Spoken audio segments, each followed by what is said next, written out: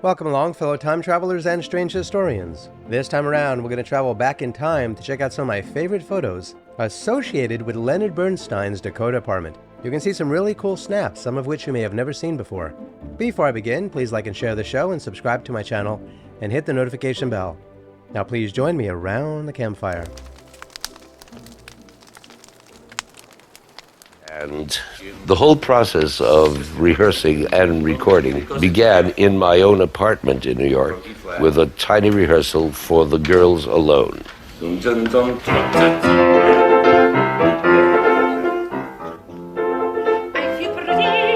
Leonard Bernstein was a musical genius.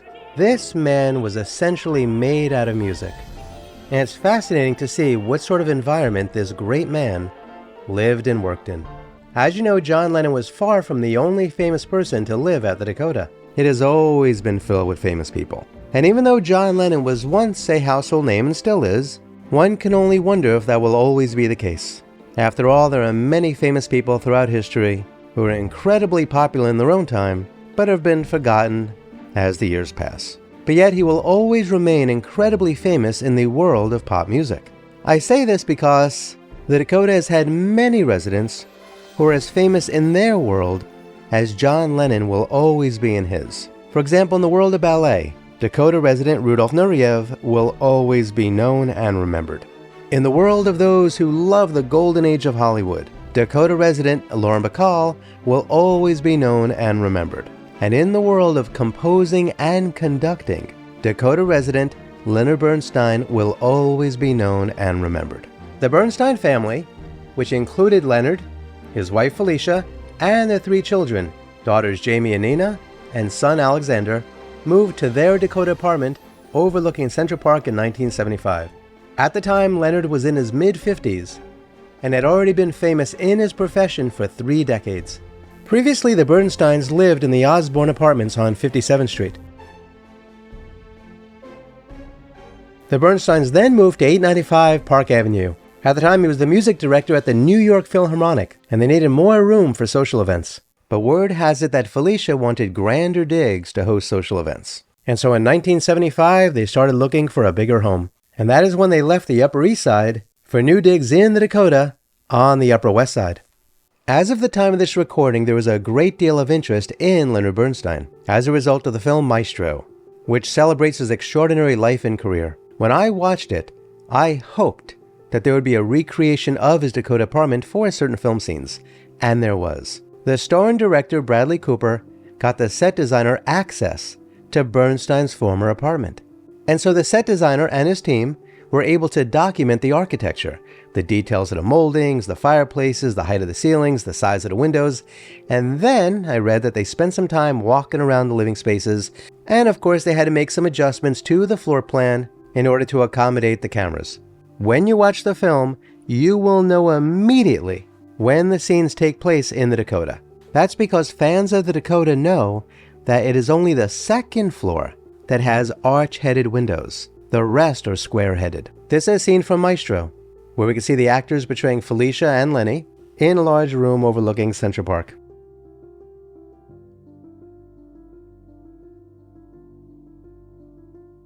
Here's another scene from Maestro, showing Lenny and friends in the library. And you can get an idea of the size of that enormous window. And the radiator is concealed in the space beneath the window.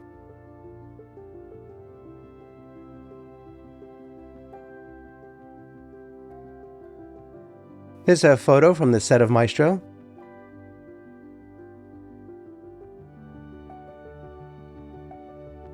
There's another photo from the set of Maestro.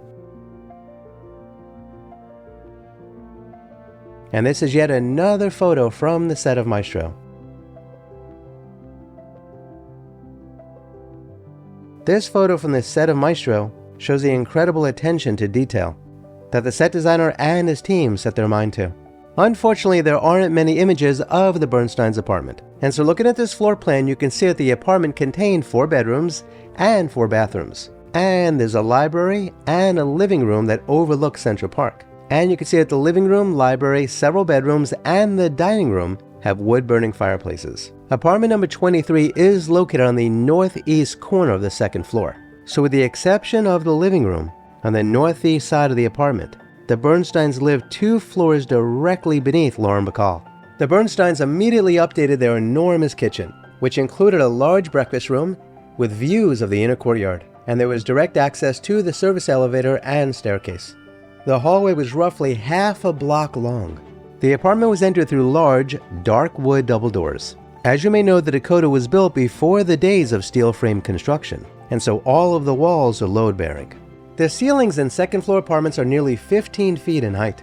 Some residents on the second floor turn their apartments into duplexes by splitting some rooms in half and creating lofts. Thankfully, the Bernsteins did not do that. Instead, they kept their rooms large and bright, and they filled them with antiques of all kinds.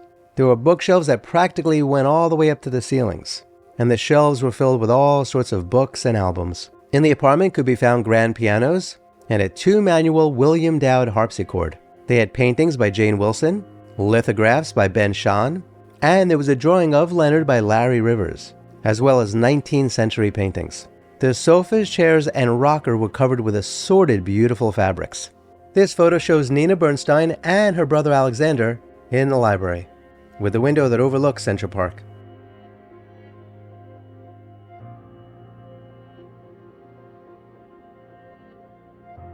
And here we see Felicia in Halston pink on her Russian brass bed. And here we see Leonard putting on a bow tie in his study, which was next to his bedroom. And check out that Russian Gothic looking door, which was actually in the apartment's dining room when they bought it. And Felicia had it stripped of its black paint, which revealed its natural oak color. And here we see the dining room with its round table that seated 20. And you can see thick 14-foot long curtains that cover the windows that face out to the courtyard. And here you can see the living room filled with antique wicker and some plants. And here you see the 2 baby grand pianos in the living room. And here you can see the corner of the library and the black harpsichord.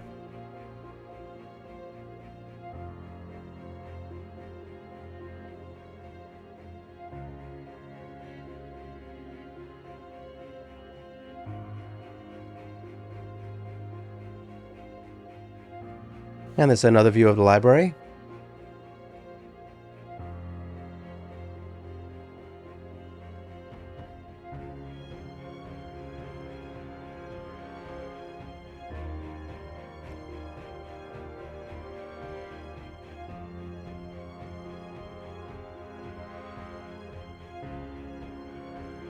This photo was taken from the northeast corner of the massive living room.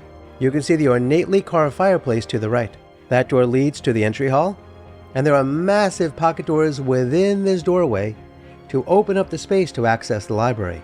And as you can see, there are a great number of plants along the north side of the room, which have 2 massive windows which overlook West 73rd Street, the Langham, and have views of Central Park from an angle. I hope you're enjoying the show so far. Before I continue, can you please do me a favor and like and share the show? And kindly subscribe to my channel and hit the notification bell. In 1976, a year after moving into their extraordinary Dakota apartment, Lenny left his wife to live with his boyfriend in Northern California. He returned to her in 1977 when she was diagnosed with cancer. Sadly, Felicia passed away a year later on June 16, 1978.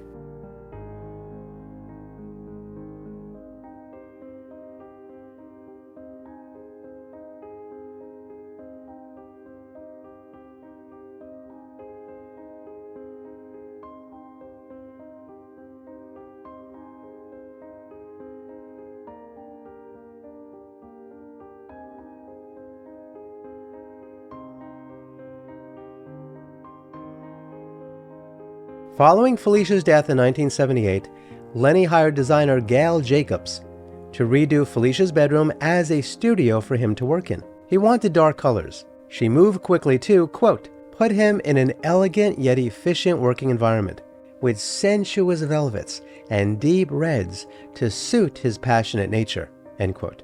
She said that the decor guidelines were comfort, warmth, and minimal formality. So, what do you think of the decor of the Bernstein's apartment? Do you like how warm and comfortable it appears to be? Would you like to live in a space like this? If you own this apartment, how would you decorate it? Warm and comfortable like the Bernsteins had? Or do you like a more contemporary look? Please let me know in the comments below.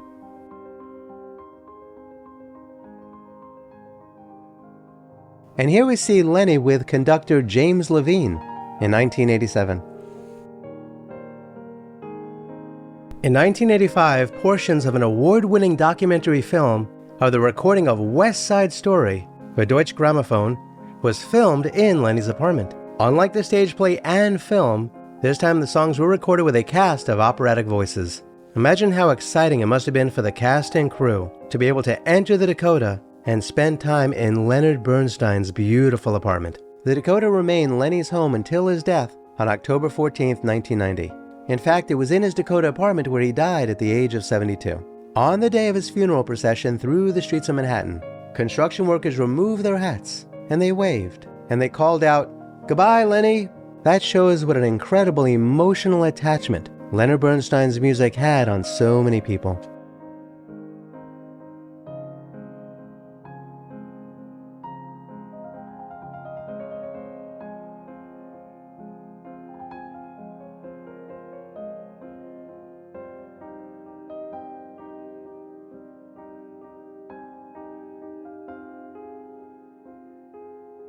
Lenny's children sold their apartment privately to Peter G. Terrain, who was a member at the time of the Dakota's co-op board.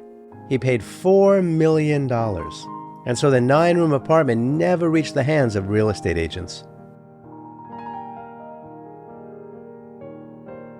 On December 10th and 11th in 1997, Sotheby's held an auction to sell Leonard Bernstein's personal items, proceeds of which would benefit the Bernstein Education through the Arts Fund. Lenny also owned an additional residence within the Dakota's attic, which had previously comprised of 3 repurposed maid's rooms. The space served as a studio, but was later sold to Gil Shiva, a film producer. Shiva decided to sell the studio in April of 1995, initially listing it at $695,000. The price was lowered to $595,000 in April of 1997.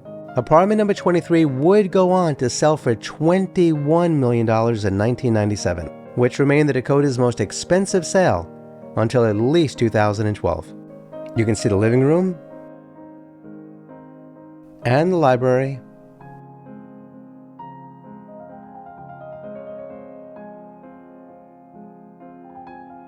This shows the master bedroom.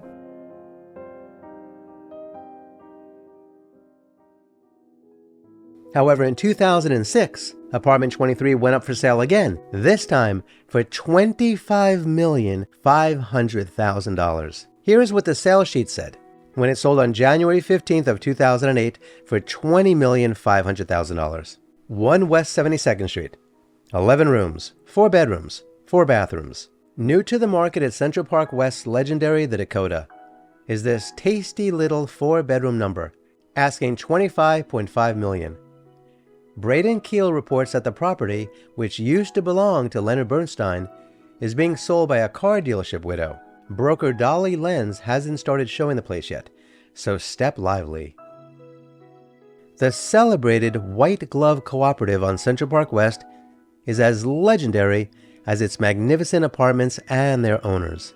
This glorious residence embodies the very essence of sophistication and luxury living, encompassing 4 bedrooms, 4 full bathrooms, grand great room, library, formal dining room, and a state-of-the-art windowed kitchen with a breakfast room. The dramatically proportioned great room with original wood fireplace and enchanting park views is ideal for entertaining.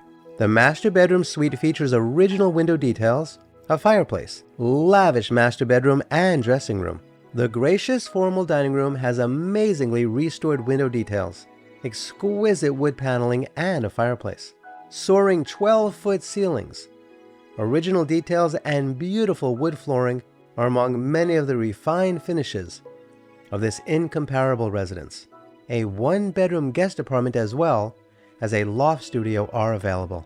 Now, just in case you notice some discrepancies with other descriptions of the apartment over the course of time, consider the following.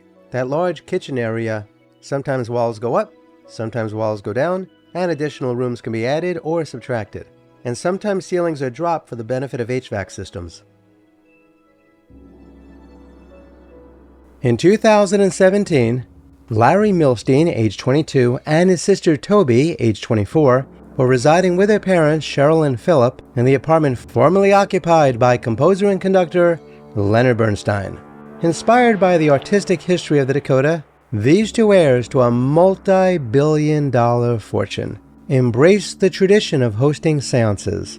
These gatherings, attended by their stylish and well-connected peers, involve the siblings and their friends taking positions around a Steinway piano, aiming to summon the spirit of Leonard Bernstein. However, based on all available information, there is no indication that Leonard Bernstein's spirit was awakened or conjured in any manner.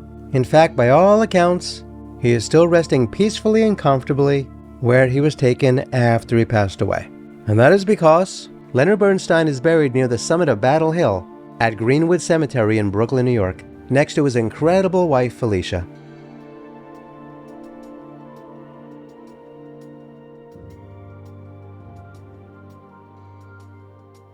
So, what do you think of Leonard Bernstein's Dakota Apartment? If you were rolling in dough, would you live in a place like that? You know I would. By the way, if the current owners of Leonard Bernstein's former apartment would like to invite me over for tea and scones, please feel free to do so. In fact, if any Dakota residents want to invite me over for tea and scones, please do so. I am not difficult to reach. By the way, I do not know who took some of the photos that I've shown in the show, so if you do, will you kindly let me know so I can respectfully give them the credit that they deserve. Kindly remember to like, share, and subscribe, and hit the notification bell, because there will be more shows like this one, and I hope you check those out too. Please check out the links below to learn how to support my research and productions.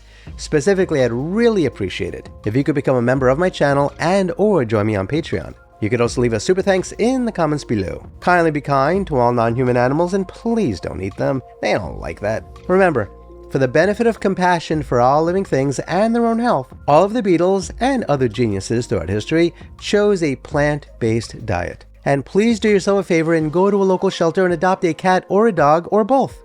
You and they will be very glad that you did. And I would be very glad that you did. It's a win-win situation for everybody. Until next time, I wish you safe travels on all your journeys.